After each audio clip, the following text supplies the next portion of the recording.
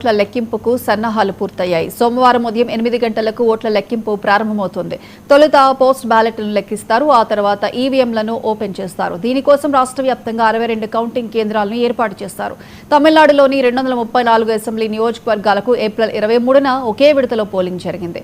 అధికార డీఎంకే, ప్రతిపక్ష ఏఐఏడీఎంకేతో పాటు ఈ ఎన్నికల్లో అరంగేట్రం చేసిన విజయ్ పార్టీ టీవీకే మధ్య ముక్కోణపు పోటీ నెలకొంది. డీఎంకే అధికారాన్ని నిలబెట్టుకుంటుందని విజయ్ గట్టి పోటీ ఇచ్చాడని ఎగ్జిట్ పోల్ స్పష్టం చేశాయి. ఈ నేపథ్యంలో ఓట్ల లెక్కింపుపై అందరి దృష్టి నిలిచింది.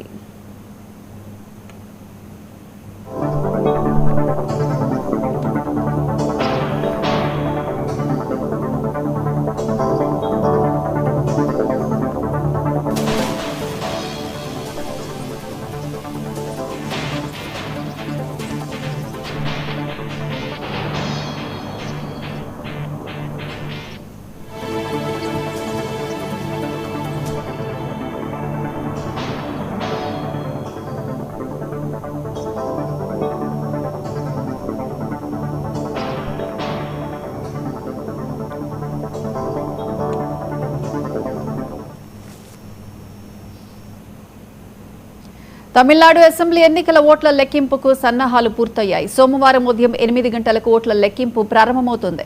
తొలుత పోస్ట్ బ్యాలెట్లను లెక్కిస్తారు. ఆ తర్వాత ఈవీఎంలను ఓపెన్ చేస్తారు. దీనికోసం రాష్ట్ర వ్యాప్తంగా 62 కౌంటింగ్ కేంద్రాలను ఏర్పాటు చేశారు. ఇక దీనికి సంబంధించి పూర్తి అప్డేట్స్ మా ప్రతినిధి మురళీకృష్ణ లైవ్ లో అందిస్తారు. మురళీకృష్ణ,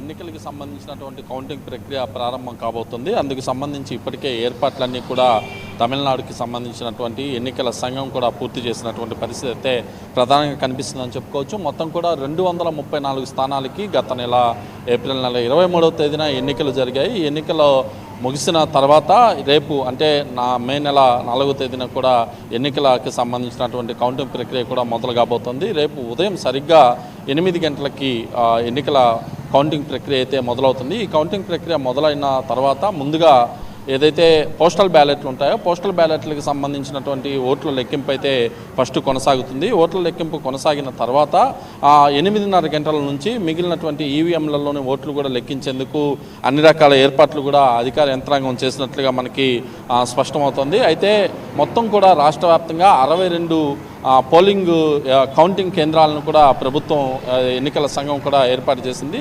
ఏర్పాటు చేసినటువంటి పోలింగ్ కేంద్రాల వద్ద కట్టుదిట్టమైనటువంటి కౌంటింగ్ కేంద్రాల వద్ద కూడా ఇటు భద్రతను కూడా ఏర్పాటు చేసినట్లుగా తెలుస్తోంది. రాష్ట్ర పోలీసు యంత్రాంగంతో పాటు 62 కంపెనీలకు చెందినటువంటి కేంద్ర బలగాలను కూడా ఇక్కడ ఇప్పటికే ఏర్పాటు చేశారు. అందుకు సంబంధించి అన్ని ఏర్పాట్లను కూడా చేసినట్లుగా అధికార వర్గాలు కూడా మనకి చెప్తున్నటువంటి పరిస్థితి కూడా ప్రధానంగా కనిపిస్తుందని చెప్పుకోవచ్చు. అయితే ఈసారి పూర్తి స్థాయిలో కూడా స్థానిక పోలీసులతో పాటు సాయుధ పోలీసులు కూడా అందుబాటులో ఉంటారని చెప్తున్నటువంటి పరిస్థితి. ఎక్కడా కూడా అవాంఛనీయ సంఘటనలు జరగకుండా ప్రత్యామ్నాయ ఏర్పాట్లు కూడా చేసినట్లుగా చెప్తున్నారు. ముఖ్యంగా 234 స్థానాల్లో కూడా పోటీ చేసినటువంటి అభ్యర్థులకు వారి ఏజెంట్లను కూడా ముందుగానే అనుమతిస్తారు. అనుమతించిన తర్వాత లోపలికి వెళ్ళిన తర్వాత ఎక్కడ నిబంధనలకు మాత్రం అతిక్రమించకూడదని సూచనలు అయితే జారీ చేసినటువంటి పరిస్థితి.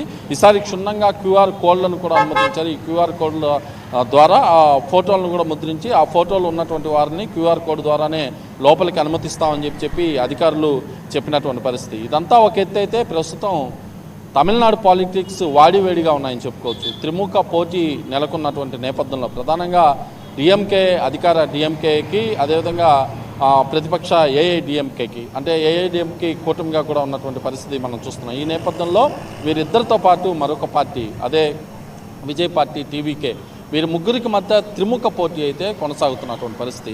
234 స్థానాల్లో 118 స్థానాలు మ్యాజిక్ ఫిగర్ కావడంతో ఈసారి హంగ్ ఏర్పడే అవకాశం ఉందని చెప్పి ఎగ్జిట్ పోల్స్ చెప్తున్నటువంటి పరిస్థితుల నేపథ్యంలో ఒక్కసారిగా కూడా తమిళనాడు రాజకీయ వేడైతే కొనసాగుతుంది. అందులో భాగంగానే ఇప్పటికే విజయ్ తనకి సంబంధించినటువంటి క్యాంపు రాజకీయాలకి శ్రీకారం చుట్టేందుకు ప్రయత్నాలు కూడా ముమ్మరం చేశారు. ఎందుకంటే తాను 234 స్థానాల్లో కూడా పోటీ చేసినటువంటి పరిస్థితుల నేపథ్యంలో రేపు అధికారంలోకి ఖచ్చితంగా వస్తామనే ఒక ఆలోచనను కూడా ఆయన ప్రయత్నం చేస్తున్నట్లుగా తెలుస్తోంది. ఈ నేపథ్యంలోనే ప్రధానంగా తన పార్టీలో గెలిచినటువంటి ఎవరైతే అభ్యర్థులు ఉంటారో వాళ్ళందరినీ కూడా తాను గెలవంగానే ఎక్కడికి వెళ్ళొద్దు, హంగు ఆర్భాటాలు చేయొద్దు, విజయోత్సవ ర్యాలీలు ఎక్కడ చేయొద్దు, వెంటనే నేరుగా తాను బుక్ చేసినటువంటి మహాబలిపురంలోని రిసార్ట్స్కి వెంటనే వచ్చేయాలని చెప్పి సూచించినటువంటి పరిస్థితి. అంటే క్యాంపు రాజకీయాలు ఇప్పుడే మొదలైపోయినది. అయితే ఎన్నికల కౌంటింగ్కి ఒక్కరోజు ముందే ఎక్కడైతే మహాబలిపురంలో ఉన్నటువంటి కొన్ని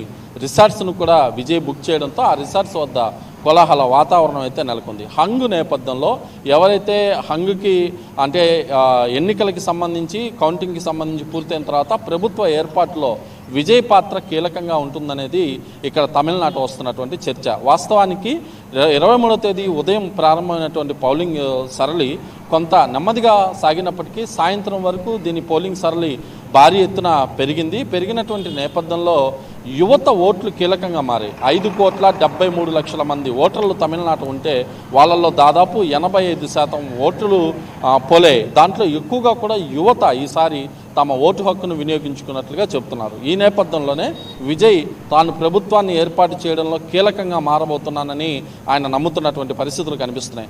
యువత ఓట్లు ఎక్కువగా పోలయ్యాయి. ప్రభుత్వం పైన వ్యతిరేకత రావడం, ఏఐడిఎంకే ఇప్పటికే కొంత అసహనంగా ఉండడం, ఇతరత్ర అనేక కారణాలను చూపిస్తూ విజయ్కి సంబంధించినటువంటి టీవీకే పార్టీ తామే తిరిగి ఈసారి ఖచ్చితంగా అధికారంలోకి వస్తాం, ఒకవేళ సీట్లు తక్కువగా వచ్చినా కూడా అంటే 118కి సంబంధించి మ్యాజిక్ ఫిగర్ కావడంతో కనీసం 30 నుంచి 50 సీట్లు వచ్చినా కూడా తామే ప్రభుత్వాన్ని ఏర్పాటు చేయడంలో కీ రోల్ పోషిస్తామనేది టీవీకే పార్టీ చెప్తున్నటువంటి మాట.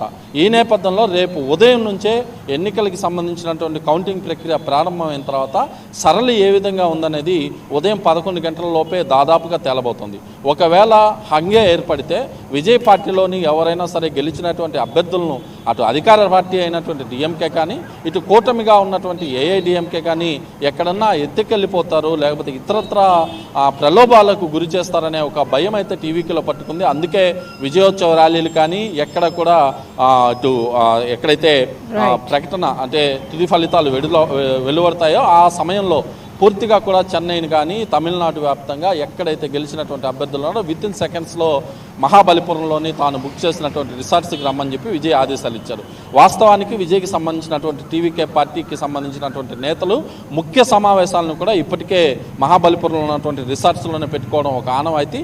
ఈ నేపథ్యంలో రేపు వాళ్ళు రిసార్ట్స్ రాజకీయాలను అయితే మొదలుపెట్టారు. ఏమైనప్పటికీ రేపు ఉదయం జరగబోతున్నటువంటి కౌంటింగ్ ప్రక్రియ మాత్రం ఒక ఉత్కంఠ వాతావరణంలో జరగబోతుంది. కేంద్ర బృందాలు అదేవిధంగా పోలీసు యంత్రాంగాల నేపథ్యంలో ఎక్కడైతే కొన్ని ప్రాంతాలు కొన్ని జిల్లాల్లో కూడా సమస్యాత్మక కౌంటింగ్ కేంద్రాలను గుర్తించారు. ఆ కౌంటింగ్ కేంద్రాల్లో కట్టుదిట్టమైనటువంటి ఏర్పాట్లు చేశారు. ఎవరిని కూడా బయట వాళ్ళని రానికుండా చూస్తున్నామని చెప్తున్నారు. మొత్తం మీద ఓవరాల్గా అటు రేపు ఉదయం కౌంటింగ్ ప్రక్రియ ప్రారంభమవుతే మధ్యాహ్నం లోపల ఆల్మోస్ట్ కొంత తమిళనాడు పరిస్థితి ఏ విధంగా తెలిసే సిచ్యువేషన్స్ అయితే కనిపిస్తున్నాయి.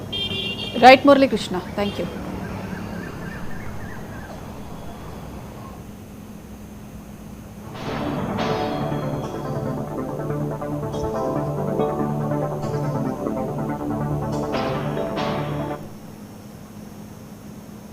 శ్రీకాకుళంలో జరగాల్సిన మహానాడు నెల్లూరుకు